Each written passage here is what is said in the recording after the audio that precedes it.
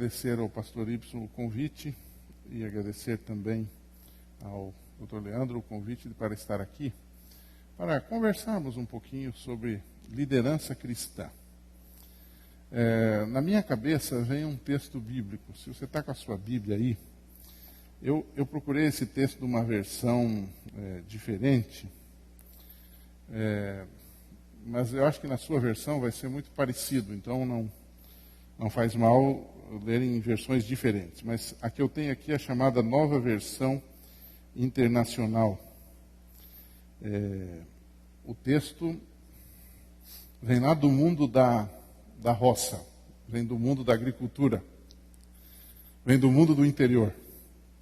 Diz assim o texto: se o machado está cego, sem lâmina, sem fio, e sua lâmina não foi afiada, é preciso golpear com mais força.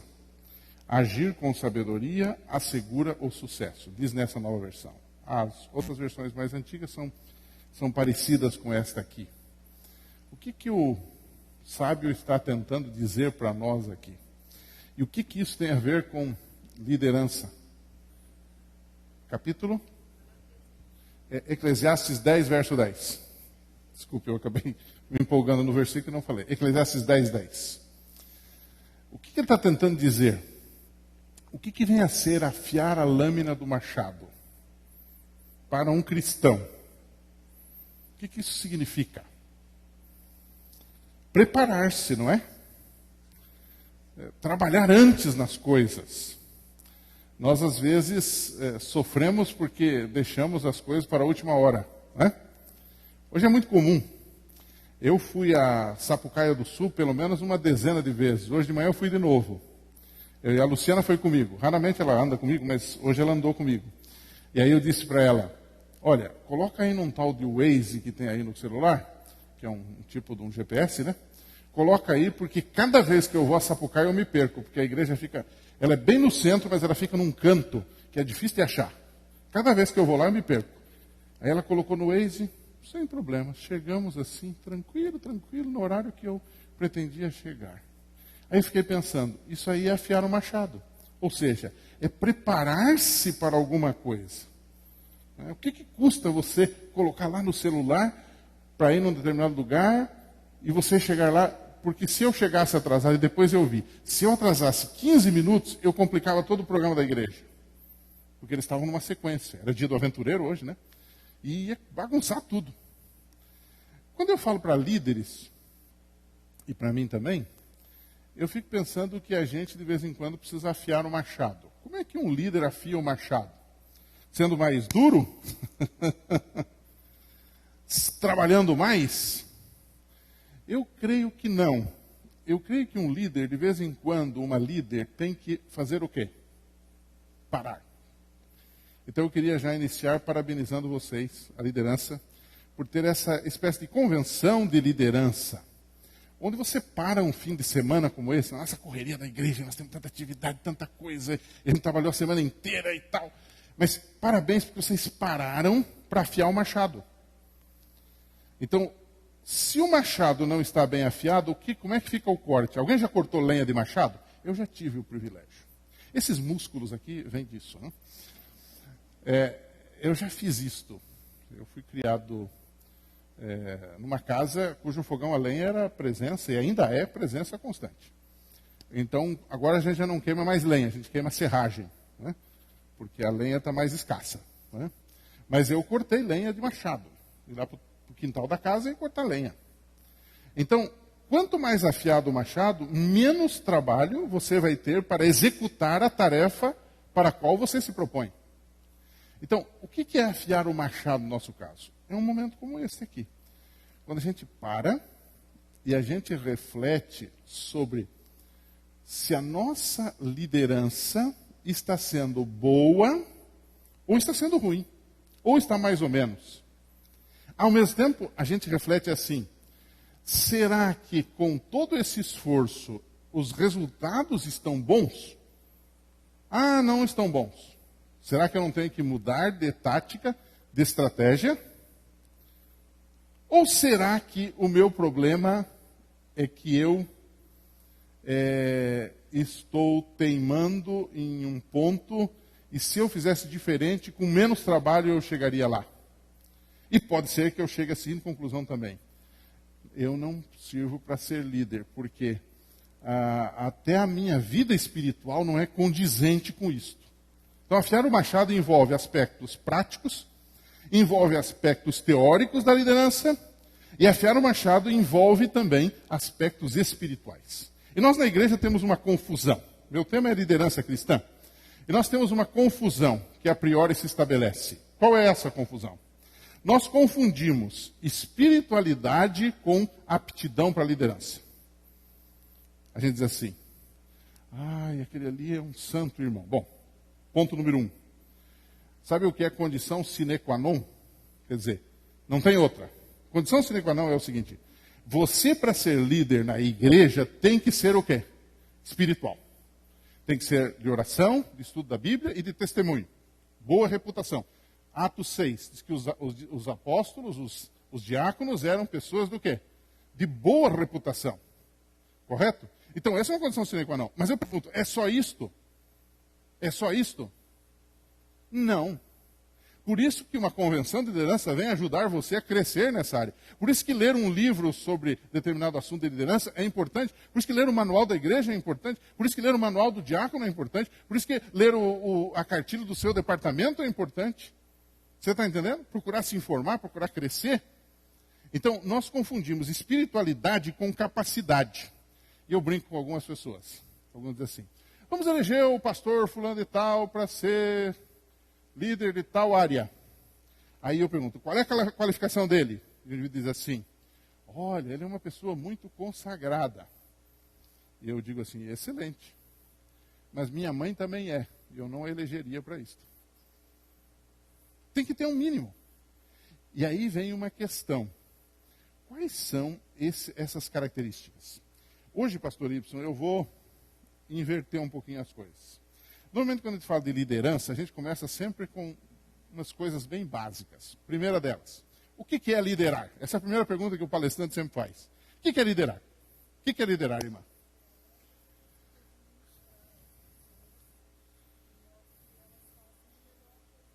Excelente definição. Pena que eu estou sem microfone aqui. Mas diz assim, liderar é conseguir administrar as pessoas de modo que elas façam o melhor para o que você está propondo. Correto? Alguém discorda? Eu não discordaria dela. Alguém disse que liderar é também o quê?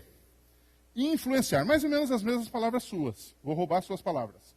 Liderar é influenciar e obter das pessoas o mínimo de oposição. Oposição sempre vai ter, irmãos.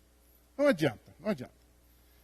O mínimo de oposição e o máximo do quê? De cooperação. Não é? Vejam que oposição a gente sempre tem, não é? Por mais que você ande... E tem gente que gosta de você de graça e tem gente que não gosta de você de graça. Basta você ser líder. Não é? Aqueles que não fazem nada não tem esse tipo de coisa. Mas quem faz alguma coisa vai ter alguém que não gosta. Eu não sou obrigado que as pessoas gostem de mim. Agora, eu tenho que trabalhar para que a maioria goste de mim e para que a maioria faça o projeto que eu estou propondo. Isto sim, isto sim. Então, liderar é o quê? Influenciar. E obter das pessoas o quê? O máximo de cooperação e o mínimo de oposição. Também, simplesmente só cooperação pode ser um problema, porque senão você vira um ditador.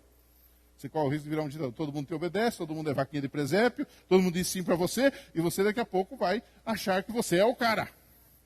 E não acrescenta nada, você também não cresce, porque você fica sempre no mesmo patamar. Tá?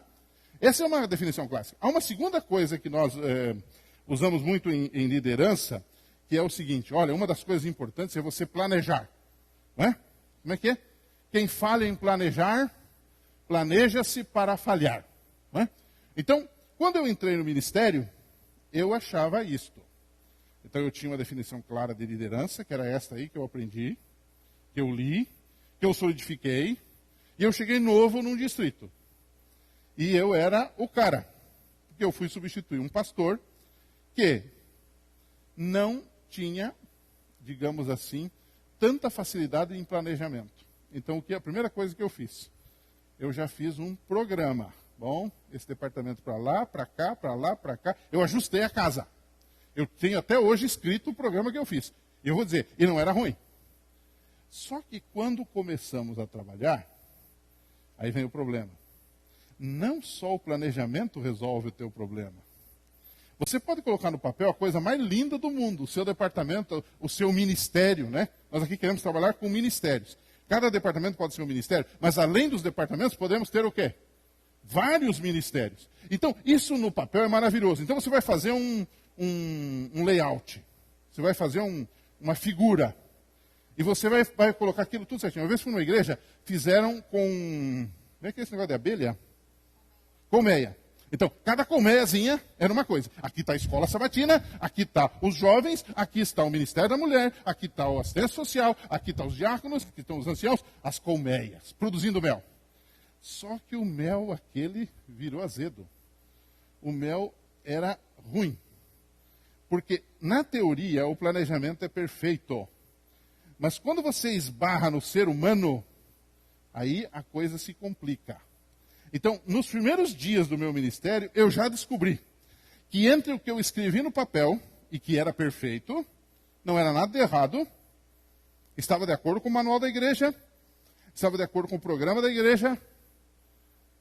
Na prática, as pessoas não estavam nem aí para mim.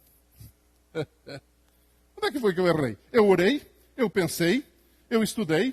Aí você vai dizer assim, pastor, mas o senhor não sentou com eles para planejar. Mas eu até sentei depois. Eu reuni a liderança num sábado à tarde como esse e dividi os departamentos para discutirem e eles trouxeram. Então, não foi só minha ideia, foi deles também. Claro, eu fiz uma base e eles plantaram em cima.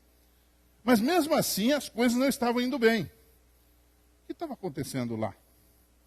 O que estava acontecendo não lá, o que estava acontecendo é comigo. Então, se eu fosse dar essa aula para vocês naquela época, 26 anos atrás, eu diria o seguinte: o segredo do sucesso de uma igreja, de uma instituição, é simplesmente você pegar, você orar, você pensar, você planejar, você discutir metas, colocar metas no papel e o povo vai fazer. Eu poderia ser um bom líder comunista. Sabem que há um escritor adventista que vocês estão lendo ele todo dia? George Knight. Eu gosto muito. É um sujeito meio destemperado. Eu tenho o sonho de trazê-lo por aqui. Só que ele já está mais velhinho. Tentei esse ano, não consegui. Mas nós vamos trazê-lo aqui um desses anos. O Dr. George Knight tem alguns artigos muito interessantes, onde ele faz uma comparação do cristianismo, do adventismo, com o comunismo. E um desses artigos é bem interessante, onde ele compara assim. O comunismo, irmãos, independente da política, não digo se você é da esquerda ou da direita, não me interessa. Só para você pensar. Pense, agora vamos pensar. O comunismo, irmãos, como doutrina, exceto aquela questão que eles não acreditam em Deus, Deus é óbvio, é bom ou é ruim, Elias? Tecnicamente, parece ser uma coisa perfeita. Até meio bíblica, não parece? Todo mundo vai receber de acordo com a sua necessidade. Exatamente. Não é meio comunista assim, Atos 2? Mas... E deu certo? Por que não deu certo? Por que não deu certo? Entrou um diabo chamado pecado. Entrou uma outra coisa chamada o quê? Egoísmo. Entrou uma outra coisa chamada ser humano. A liderança corrupta. A liderança egoísta. Então o cara do partidão lá em cima, ele é o cara. E o pobre aqui embaixo recebe aquele... Igual em Cuba, outro dia eu vi uma reportagem, o camarada recebe o quê? Quantos cacetinhos por dia? 1 ou 2 por dia. Saiu aí na Globo. Eu disse, olha só. Bonito isso, não? Então, na prática, não funcionou por causa do quê? Do egoísmo, do orgulho, do pecado, do desejo de superioridade. E não funcionou. Então, quando nós vamos traçar um programa, irmãos, quando nós falamos em liderança, nós temos que ter dentro da liderança nossa, por isso que nós temos chamado de liderança cristã, algo mais. O que é algo mais? 2 considerações. Primeiro, nós não podemos ignorar a fraqueza que tem o ser humano. Apesar do nosso projeto ser o melhor, ele vai esbarrar numa coisa chamada natureza pecaminosa. Por isso que nos decepcionamos, porque você é líder de um departamento, você faz tudo direitinho, tudo certinho, tudo. Você até ora. E alguns até jejuam. Chega lá no povo, um diz assim, que coisa linda, irmão, mas que coisa boa. O outro já tem uma carinha assim, isso aí não vai funcionar. Sabe por quê? Às vezes ele queria estar lá, liderando aquilo. O outro diz assim, mas é difícil, né, irmão, a gente atingir isso, né, irmão? O outro já simplesmente ignora aquilo. Então, eu queria mostrar para vocês, eu chamaria de sugestões sobre o lado, levando em consideração o lado humano e pecador ao você exercer a sua liderança. Isso aqui serve para ancião, isso aqui serve para diácono, isso aqui serve para diaconisa, isso aqui serve para jovens, isso aqui serve para qualquer liderança. Isso aqui serve até para o teu casamento. Quer ver? Vamos colocar lá. Vamos ver se sai lá. Vamos lá. Alguns itens apenas. Bem simples, bem diretos. Está lá fácil? Isto. Algumas sugestões para uma liderança cristã eficaz. Coloca lá. Primeiro item. É esse aí. A primeira coisa é aquilo que eu falei até agora. Você e eu precisamos, para ter uma boa liderança, amadurecer nessa liderança. Quando a gente entra assim no início, a gente é um pouco precipitado, não é? A gente é um pouco imaturo. A gente é um pouco estressado. A gente já quer ver o resultado na hora. Por que muita coisa na igreja não funciona? Por falta de perseverança. Então, a gente entra, bota o projeto e já quer que aquilo funcione. Não pode ser assim. Quando você lida com gente, tem que ir mais ou menos num passo. Você já viu que as coisas na própria igreja, elas andam mais devagar? Por quê? Porque nós muitas vezes dependemos de voluntários. A coisa para pegar demora um pouco. Não é estralar o dedo e logo tudo acontece. Então você e eu precisamos amadurecer. Tudo isso que eu falei até agora é sobre isso. Amadurecimento. E como é que vem esse amadurecimento? Pode clicar ali para mim, eu coloquei 2 frases ali. Maturidade não vem por título ou por função. A pior desgraça de alguns líderes é que eles recebem um título e eles acham que aquilo ali basta. Eles não leem nada sobre aquilo ali. Eles não pensam sobre aquilo ali. Eles fazem as mesmas burradas que os seus ancestrais fizeram. Você conhece aquela história, muito contada por aí, que diz assim, que um sujeito disse, olha, eu tenho 21 anos de experiência. E o chefe perguntou para ele, escuta, você tem 21 anos de experiência ou 1 ano de experiência de erro e você repetiu nos outros 20? Então, às vezes nós temos na igreja, e nós somos mais velhos de igreja, temos um pouco desse problema, não é? A gente acha que a gente já o quê? Já sabe. Eu fico olhando assim para o meu ministério, coisas que eu fiz lá, que eu fico dizendo assim, tenho vergonha que eu fiz aquilo. Fui eu que fiz isso, como eu fui burro. A gente vai amadurecendo, a gente vai crescendo, a gente tem que mudar. Mas para que isso ocorra, tem que ter o segundo passo, quer ver? O segundo passo é, aprenda ao quê? A pedir desculpas. Coloque lá o que vem na frase seguinte. Aprenda a pedir desculpas. O que é isto? Reconheça seus erros. Acata-se uma pessoa mais... ou acata-se mais uma pessoa que mostra a sua face humana que uma que vive aonde? Aonde? Num pedestal. Assuma quando errar, diga isto e mostre que quer consertar. A face humana de um líder, o quê? Pesa muito. É claro, irmãos, um líder não pode errar toda semana. Senão ele não é líder. Senão ela não é líder. Essa questão de errar, o que eu digo aqui, é que haverá situações, e isso tem que ser meio esparso também, não pode ser muito diário, que a gente tem que chegar diante de um grupo, ou de uma pessoa, não estou falando só de um grupo, mas de uma pessoa, dizer, irmão, olha, eu sou aqui o diretor da escola sabatina, eu sou o ancião, eu sou o pastor, eu sou o líder de jovens, mas sabe, me desculpe, apesar de eu ser líder, eu errei com você. Ou eu errei nessa situação. Eu te pergunto, isso aí diminui a pessoa ou isso enobrece? Claro. Você se torna mais forte. Você já brigou com a sua mulher? Não. Não erga a mão, por favor. Por favor. Não, o pastor já vai anotar aí para a comissão.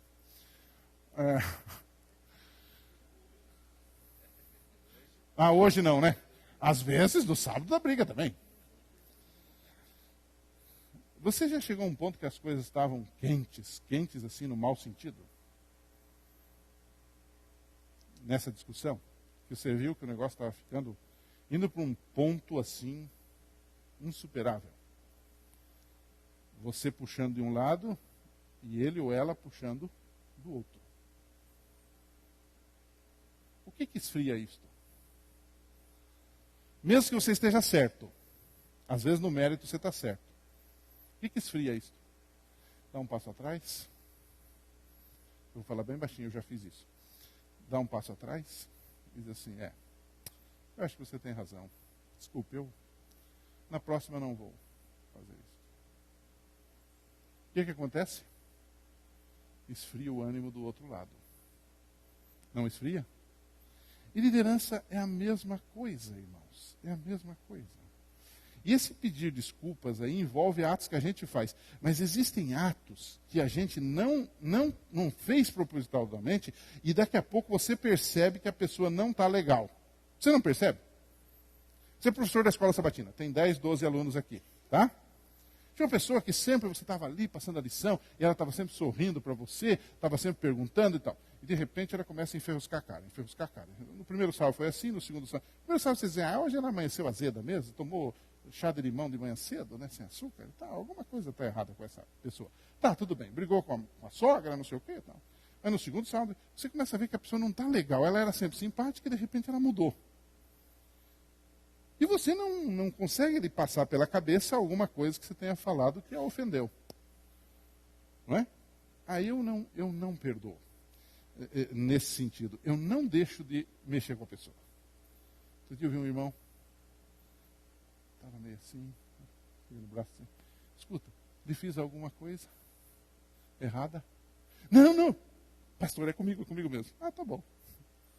Mas às vezes é bom você ter esse espírito assim. Não sempre, mas de vez em quando dizer assim, escuta, por acaso, porque as pessoas às vezes, irmão, há um item, é o número 4, as pessoas às vezes trabalham muito com coisas muito subterrâneas dentro delas.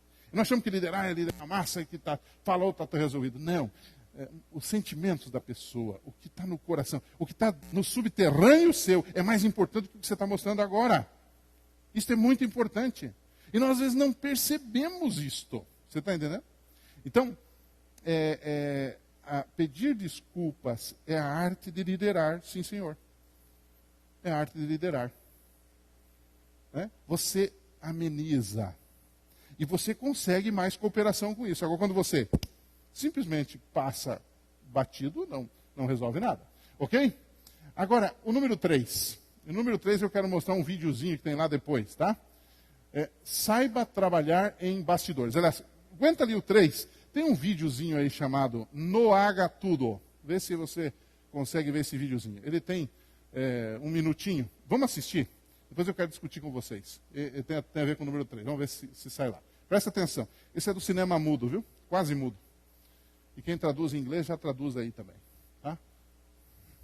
Isso foi produzido por uma divisão lá da Europa.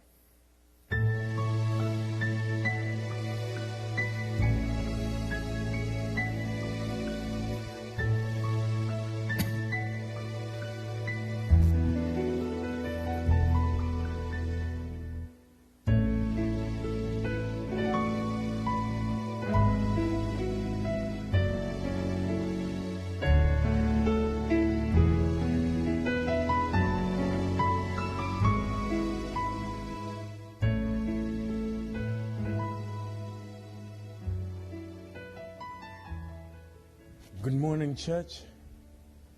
At this point in the service, it is the time at which we give back to the Lord what belongs to Him in the form of tithe and offering. Deacons, may I ask you to take your place? Thank you.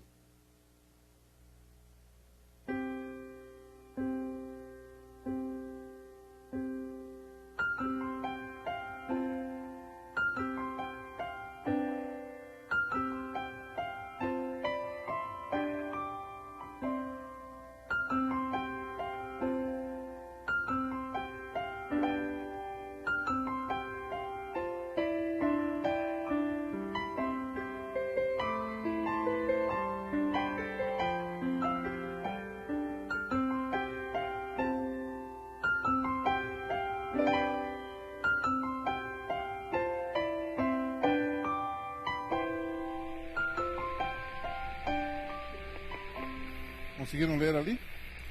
O que está errado com este filme, com esta picture, né? O que está errado com ele? O que você acha?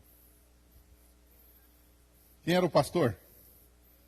Era tudo. Era o cara que fazia a limpeza, era o cara que tocava o piano, era o cara que era diácono, era o cara que era tudo. Esse pode ser um problema, não do pastor. A prova que o pastor de vocês está aqui, está essa multidão aqui, quer dizer, ele não trabalha sozinho. Mas esse pode ser o meu problema na minha área, no meu departamento. Não pode? A Bíblia fala de um ministério, e isso é difícil para a igreja entender. É muito difícil de entender. Aliás, essa convenção aqui, pelo que eles me falaram, o objetivo deles é exatamente convencer-nos disso. De que a igreja é um ministério para quantos? Para todos. Que isso aqui é ministério de um só. Você pensa que isso não existe? Pensa que não existe? Essa mentalidade existe, claro que não com esse exagero todo aqui de um só fazendo tudo, mas existe em muitas igrejas adventistas, vírgula, e muitas igrejas grandes, onde a igreja acha que... Há igrejas nossas que o povo simplesmente trava quando o pastor não está lá. Isto não é uma bênção, isso é um problema. Claro, embora eu reconheça, eu sou pastor e eu tenho que falar bem dos pastores, mas nós pastores não podemos fazer o quê? Tudo. Nós temos que ser os técnicos do time. O pastor é um técnico. O Sr. White tem a história lá de um trabalhador, né, que ela foi visitar, e lá estava ele fazendo todas as coisas e 3 ou 4 homens parados ali, olhando ele trabalhar. Ela disse assim, a igreja não pode ser assim. Então, esse ponto aqui é muito importante. O item 3 e o item 4, eu vou emendar um no outro, quer ver? Toca ali o item 3. Saiba trabalhar no quê? Aqui começa o segredo, irmãos. Você liderar é isto aqui. Muita gente acha assim, me investiram do cargo, eu vou lá na igreja, faço um anúncio e logo, logo eu vou ter uma opção de gente no meu departamento para me ajudar. É assim que funciona? Não é. Não é. Não é. Começa a liderar aqui. Como é que aparece ali essa primeira frase que eu coloquei? O que é trabalhar em bastidores para ter um grupo apoiando o ministério que eu me proponho? Primeiro, é não desejar sempre aparecer o quê? Em primeiro plano. O verdadeiro líder aparece sim, mas normalmente ele deixa os outros aparecerem. Segundo, significa deixar os outros aparecerem e reconhecer o trabalho deles. Traga os que trabalham em bastidores para o palco e saiba sair do palco para os bastidores. Ah, meu velho, isso é muito difícil. Porque a minha vontade é pegar o microfone, a minha vontade é aparecer, é natural. Lembram que eu falei no início, por que as coisas não funcionam? Por causa do pecado, do meu pecado. Então, quando eu digo assim, vamos trabalhar em grupo, mas sou só eu, o que acontece? Os demais se sentem. Então, eu sou líder de um ministério. Não pense nos outros agora. A gente sempre arranja um chapéuzinho para os outros. Pense em você. Você é líder de um ministério, de um departamento. O que você está fazendo para promover as pessoas que estão com você? Esse é um ponto importante. Quer dizer, saiba trabalhar em bastidores. Aqui eu estou falando de bastidor bom, porque na igreja tem bastidor do diabo. Bastidor ruim. É bastidor da fofoquinha, é o bastidor da desconstrução das pessoas, é o bastidorzinho que o diabo inventa. É o bastidor, é aquela conversinha por baixo do pano, subterrânea. Então, eu estou falando do bastidor bom. Então, o que eu estou fazendo para que o grupo de fato se dê bem? Agora, o item 4, quer ver? É uma sequência do 3. O 4, reconheça o quê? O valor dos outros. Clica ali um pouquinho. E o que diz lá? Há um texto aí de Provérbios que diz assim, quem sai à guerra precisa de orientação e com muitos conselheiros se obtém o quê? A vitória. Aqui é um ponto que eu queria contar uma experiência. Nesse mesmo lugar onde eu fui pastor, comecei, e que eu achei que ia arrebentar com tudo, eu aprendi uma outra lição dura. Você nunca deve falar mal de quem te antecedeu e achar que você é o cara. Primeiro porque quem vem depois de você também vai achar defeito em você. Tá certo? E quem veio antes de você pode ter qualidades que você não tem. Era o caso lá. O meu companheiro não era exatamente um administrador no sentido de planejamento. Mas o que ele tinha? Esse ponto 4 aqui, ó. Muito forte. Então, ele era um pastor assim. Ele amava o rebanho e ele sabia trabalhar com pessoas. Não era muito organizado, não era um grande pregador, mas tinha um carisma pessoal. Fantástico. Então, ele chegava assim, sábado de manhã. Bom dia, irmãos. Tudo bem, irmãos? Que alegria estar com vocês. Olha que lindas flores. Foi a irmã Maria. Era uma igreja de 200 membros. Olha, foi a irmã Maria que colocou. Olha, parabéns, irmã Maria. Mas que esforço. Olha, parabéns. Quem era o melhor pastor do mundo para aquela irmãzinha? A associação era o que batizava mais. A associação era o que construía mais. A associação que mandava o relatório em dia. A associação que não dava problema. Mas para Maria, quem era o melhor pastor do mundo? Aquele. Já vou chegar nesse ponto. Ele sabia reconhecer o quê? O valor das pessoas. Experimente fazer isso no seu trabalho. Seja agregador. E sendo agregador, vai ver. Mesmo que a pessoa cometa algum erro. Você lembra da história do menino que foi passar a carta missionária a primeira vez? Tremeu tanto, que derrubou a carta missionária. E um ancião com sabedoria veio lá, levantou a carta missionária, segurou para ele, abriu de novo e disse assim, vamos ler juntos? Aquele menino virou um pastor. Graças à sabedoria de quê? De um ancião. Já tem uma história, né? Tem uma história que se não fosse o pai, a mãe, a família, poderia ser um desastre. Há alguns anos, num congresso, desses congressos que se fazia muito no interior, né? A gente fazia muito congresso de jovens, lá pelo Paraná, fora. Um pastor um departamental estava fazendo um congresso, e aí era uma região de não tantos talentos, assim, de tanta música, mas tinha algumas coisas por lá. E a certa altura da palestra dele, como eu estou fazendo aqui, ele parou e disse assim, escuta, irmãos, alguém que tem alguma música especial? Naquele tempo era mais simples as coisas, né? Alguém que tem alguma música especial aí e tal? E aí 2 crianças, deviam ter lá 6, 7 anos uma, 8, 9 anos a outra, pequenas ainda, levantaram e disseram, nós temos, ela achava bonito, cantar um dueto. E eles foram para frente, e o pastor recebeu-os. E aí eles cantaram. E logicamente não tinham muito treino, nem muito traquejo, não havia acompanhamento, não havia playback como tem hoje. E eles cantaram bonitinho, mas não chegava a ser assim uma coisa, né? E aí eles cantaram. E o pastor olhou para eles e disse assim, mas vocês estão fraquinhos, hein? Que balde de água fria, né? Em 2 crianças. Vocês não almoçaram hoje, não? É interessante. No mínimo, 30 anos se passaram disso. 30 anos. E a pessoa, que era uma criança, uma menininha naquele tempo, ainda lembra. E essa pessoa dorme comigo. Ela lembra.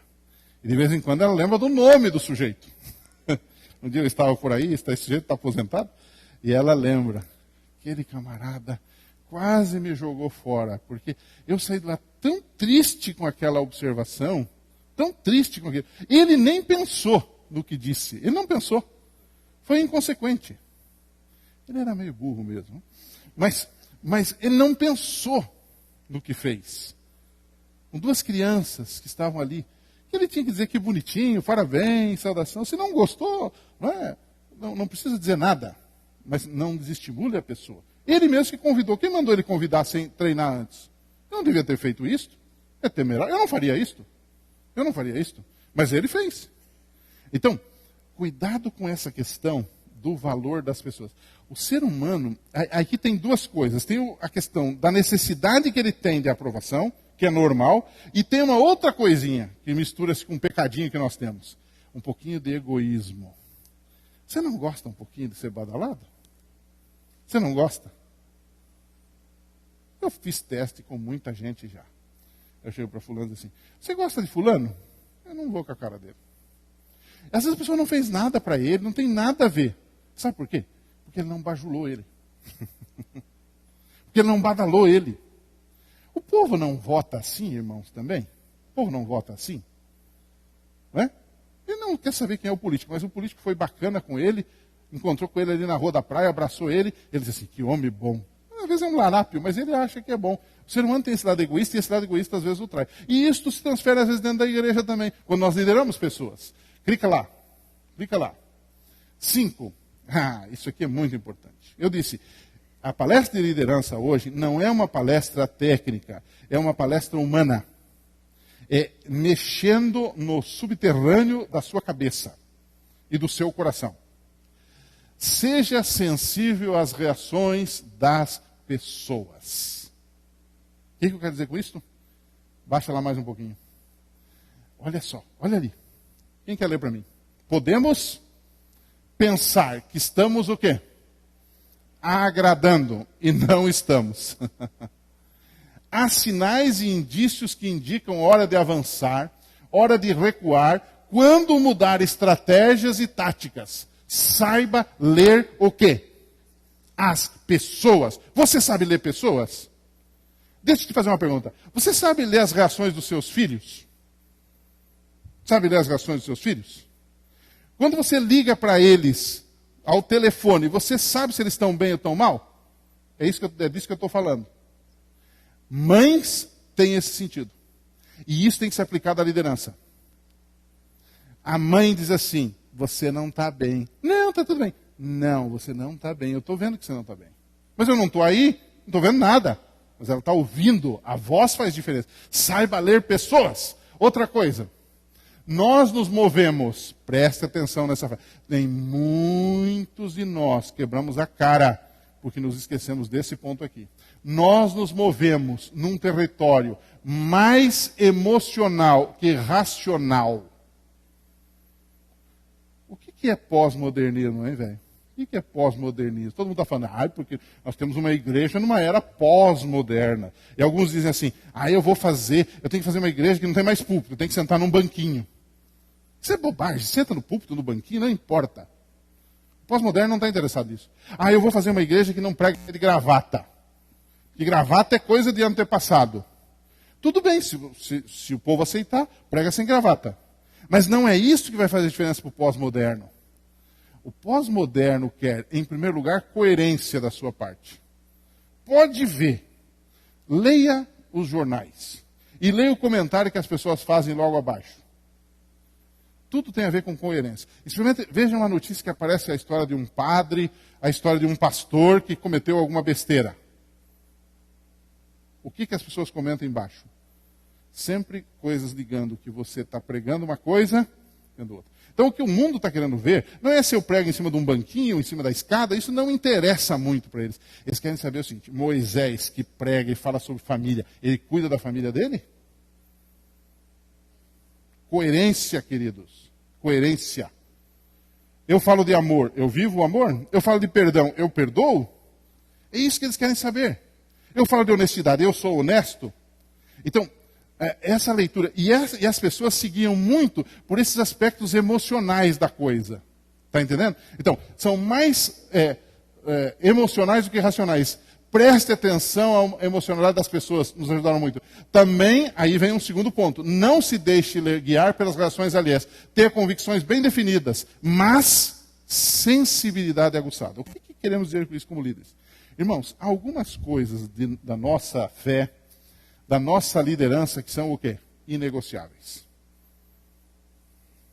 Concorda comigo?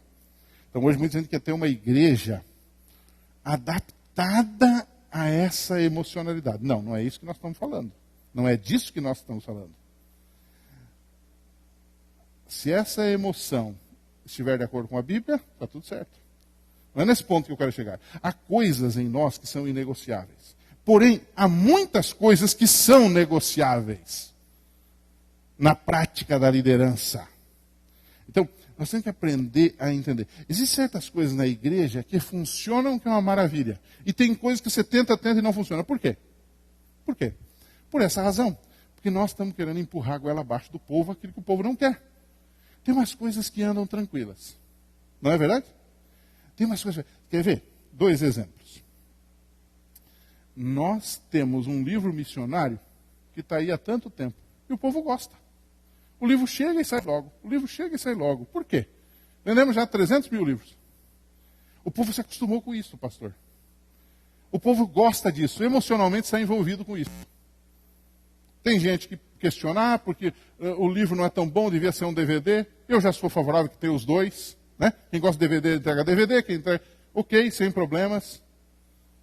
Há outros assim, não, o negócio é um app lá no celular. Também tem que ter isso, tem que ter tudo. Hoje tem que ter tudo. As pessoas têm que ter gosto para tudo. Né? Quer ver um outro exemplo? Sabe aquela coleçãozinha de livros de Ellen White, sobre os 10 livros de Ellen White aí por R$10? É simplesmente chega e vai tudo. Já pegou a sua? Hã? Isso aí vai sumir. Simplesmente some. Sabe por quê? Precisou empurrar a goela abaixo isso? Não, nós estamos tendo problema, porque tem mais gente querendo. O que é isto? As pessoas se regem em grande parte por essa emoção. Vamos lá, esse negócio é bom, vamos comprar, está barato, vamos comprar. É um negócio meio emocional. Então, tem certas coisas que a gente entende que as pessoas... E esse emocional também se reflete numa outra coisa, aquilo que eu acabei de dizer. Você saber cumprimentar a pessoa, você saber sorrir, você saber se posicionar. Não é? Eu conto sempre uma história de um governador desse estado, que alguns não gostam dele. Eu não sou político, mas teve uma atitude dele. Dizem que ele é turrão, mas nesse dia ele não foi. Tá? Não pensem que eu estou defendendo lado A ou lado B. Eu não tenho lado nenhum. Nesse caso, não. Nós tínhamos um campuri ali em Osório. Quem conhece aquele parque de Osório ali? Na entrada de Osório. Você acampou lá? Ali em Osório. Isso foi lá por 98, 99. Eu era departamental de escola sabatina, ministério pessoal. E aí e era comunicação também, naquele tempo, na velha associação. E aí o pastor, que era o J.A., era o Claudenir, e ele fez um campuri de desbravadores. E reuni lá 2.500, 3.000 desbravadores, não lembro bem. E aí surgiu uma ideia. Eu acho que seria interessante a gente convidar uma autoridade do Estado para ir lá na abertura, para ele conhecer o movimento dos desbravadores e etc. e tal. E alguém deu a ideia. Vamos convidar o governador. Naquela época era o bigodão do Olívio Dutra. E vocês sabem que o Rio Grande ele é dividido entre colorados e gremistas, entre PT e anti-PT. Isso é verdade. Tá? É um campo conflagrado o Rio Grande. É assim. É assim. Às vezes até dentro da igreja. E então, eu tive a agradável tarefa de fazer o convite. E eu fui interceder. Tinha um chefe de gabinete que eu conhecia, alguém conhecia, e nós fizemos um trâmite. E, irmãos, o programa ia começar às 5 da tarde. Às 4 e pouco da tarde ele chegou lá. Uma caravana de carros. Era um homem pontual. Ele chegou lá. E aí bateu um desespero em nós. Antes dele chegar, um pouco antes dele chegar, bateu um desespero em nós, líderes. O que a gente foi fazer? Essa gurizada aqui, mais da metade dessa gurizada aqui não é adventista. Porque desbravador tem muito não adventista. O que a gente vai fazer agora? E se eles vaiarem ele na hora de falar? Porque era fácil disso acontecer. Vai ficar ruim para a igreja. O que ele vai pensar dos desbravadores, dos adventistas? E eu notei o problema lá na guarita. Tinha uns desbravadores que ficaram lá para recebê-lo. E eu estava por ali. E eu notei. E os meninos diziam assim, eu vou falhar esse bigodão hoje, é hoje que eu vou fazer isso. Eu falei, agora o negócio vai complicar. Fizemos besteira. Aí eu pedi para os líderes lá em cima, bem no alto onde tinha o palanque, para avisar os líderes de clubes, para que isso não acontecesse. E eu disse, mas a minha preocupação é lá na recepção. Se eles já vaiam ele lá no portão de entrada, quando chegar a comitiva, vai me ser um problema. E eu desci lá. E eram poucos, e eu fiquei pronto para dizer o seguinte, se eles vaiarem, eu vou repreendê-los. Não sei se eles vão me ouvir, mas vou repreendê-los. Mas em seguida, a comitiva chegou. 3, naquela época, eram os ômegas. Uns 3 ômegas, alguém da brigada e tal, os assessores chegaram. E o homem chegou assim, vestido de camisa de manga curta. E ele desceu do carro, e ele estava... Aí, meu filho, aquelas menininhas que disseram que iam vaiar, estavam desse jeito assim, né? O governador, ele só veio na televisão, e ele desceu. Quando ele desceu, o que ele fez? Foi lá, disse assim, boa tarde, tudo bem? Não era assim, boa tarde. E não se ouviu um pio daquelas meninas. O que fez a diferença?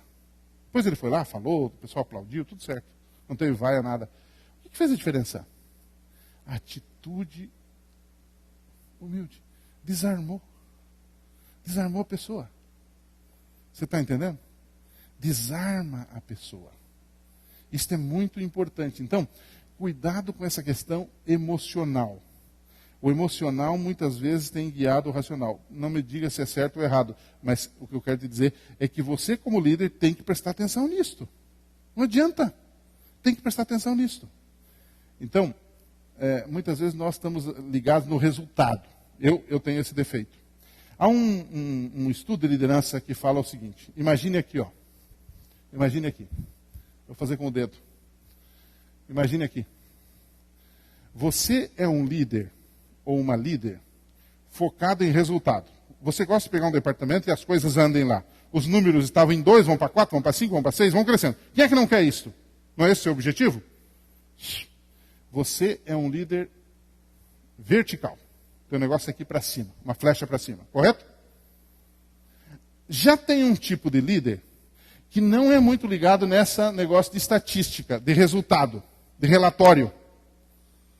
Como é que ele é? Como é que ela é? É aquele tipo italiana mãezona. Querido, abraça todo mundo, bacana, não é assim? Amoroso. Não é tão bom no resultado. Não é? Que tipo de líder a igreja precisa? O líder que é focado só em resultado e às vezes não está dando bola para o ser humano? Ou o líder que só é relacionamento, emoção, e não tem resultado? Que tipo de líder nós precisamos?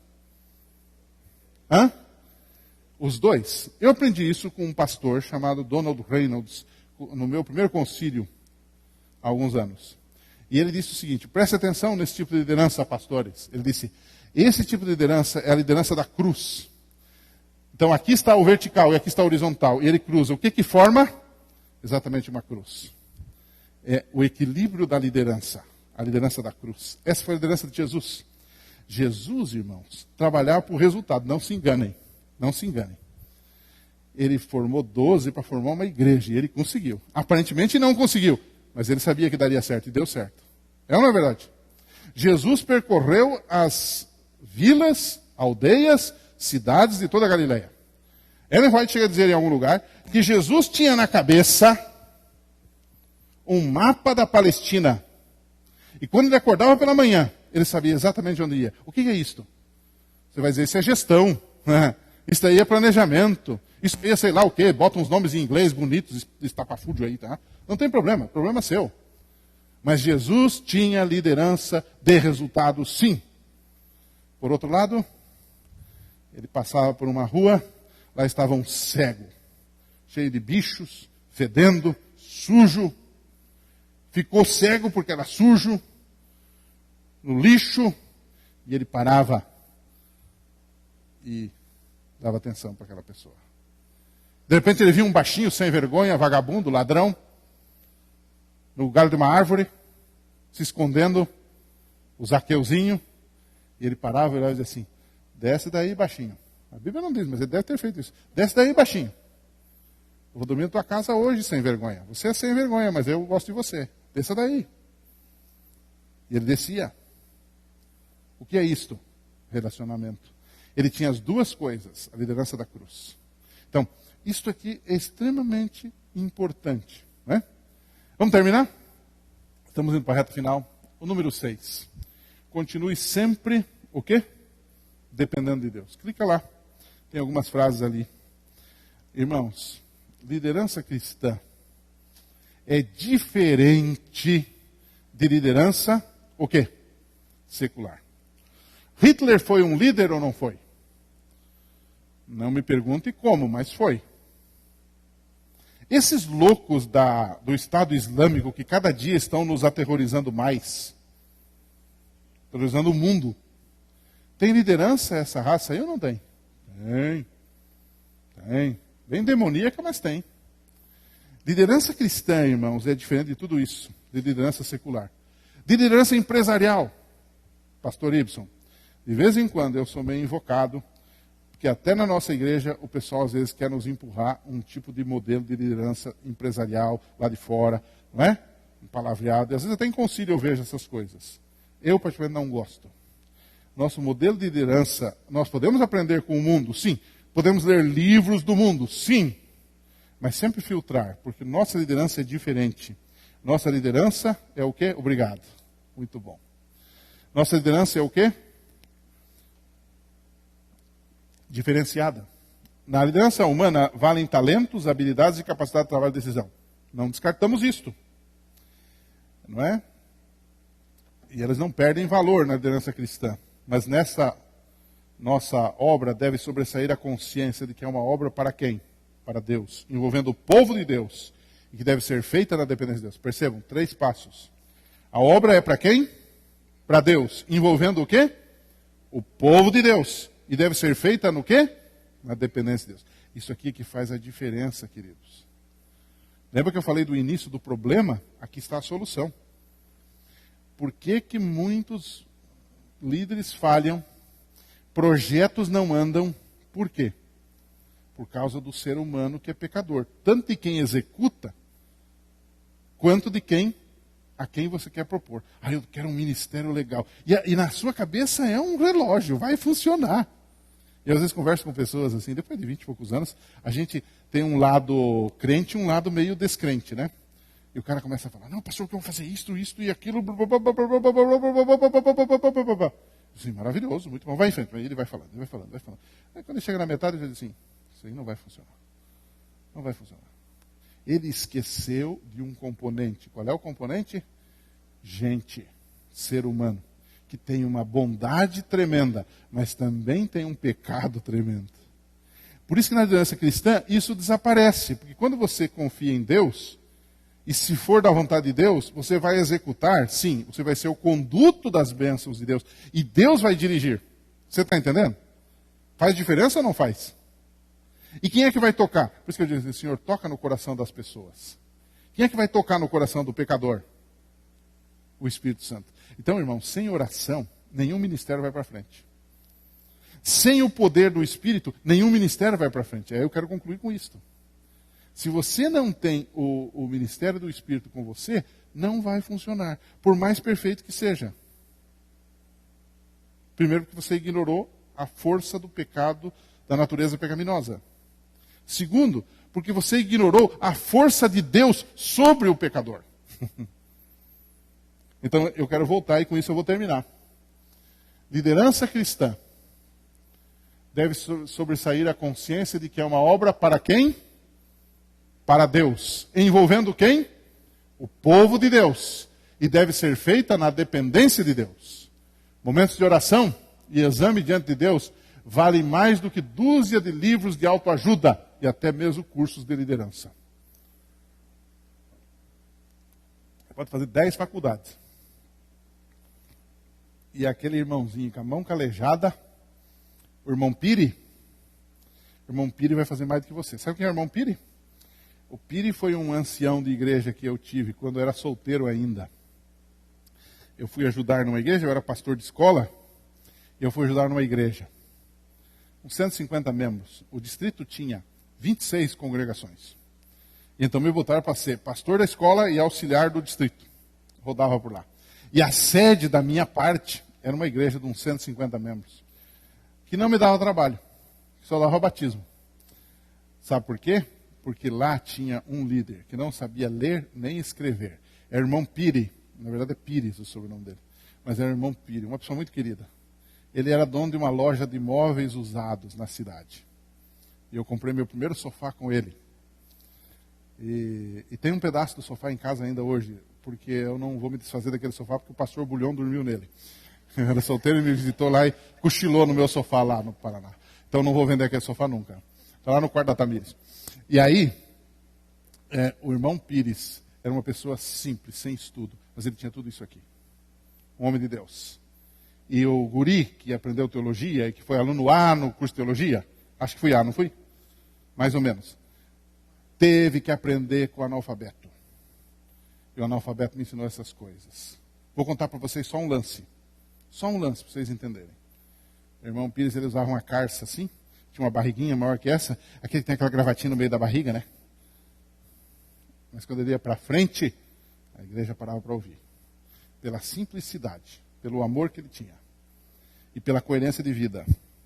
E eu lembro que uma vez, o tesoureiro reclamou de uma comissão que o povo da igreja estava dando dinheiro rasgado. Dinheiro inútil, né? Pegava aquela nota que já não tinha cortado a cédula e estavam dando. Naquele tempo era a época de hiperinflação no Brasil. Dando moeda que já tinha saído de circulação. E era gente grande da igreja que fazia isso. Todos sabem, parecia uma porção de notas rasgadas com problema. Tal. Era um problema e a oferta, ó. Né? Aí o Pires foi para frente, não sabe de manhã. Puxou as carças, né? Ele disse assim, irmãos, queria falar uma coisa para vocês. Irmãos, olha só. Eu acho o seguinte, eu tenho uns meninos lá em casa, ele tinha uns meninos meio temporão lá. Assim, eu tenho uns meninos lá em casa, irmãos. Menino é meio malandro, né? Menino gosta de comprar sorvete, essas coisas assim, irmãos. E eu acho que eles estão pegando as notas boas e comprando sorvete. Um português meio estrupiado assim. Eles estão comprando sorvete. E estão deixando as notas ruins para dar na oferta, irmãos.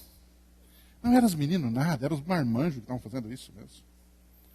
Mas ele usou de psicologia e disse, irmãos, vamos cuidar dos nossos filhos. Para Deus a gente tem que dar o melhor, irmãos. A oferta é para Deus, é adoração, meus irmãos. Só faltou chorar lá na frente. Resolveu o problema. Psicologia, inteligência. Quem é que dá isso? O estudo? Claro que estudar é bom, claro que fazer um mestrado é bom, doutorado é bom, claro que é bom. Mas antes de tudo, quem dá isso é o Espírito de Deus. Ele nos dá essa calma, essa paz de liderança. E a gente, às vezes, pode até estar liderando, irmãos, em alguma área, e a gente pode estar achando assim, parece que isso aqui não está andando. Não. Alguma coisa está acontecendo lá. Não desanime. Tá? Não desanime. Não fraqueje. Você vai ter alguma oposição? Vai ter. Mas se você está fazendo para Deus, na dependência de Deus, as coisas vão andar. Deus vai mandar. Rogue ao Senhor que mande o quê? Trabalhadores para a sua seara. Meu desejo é que vocês tenham um grande trabalho aqui.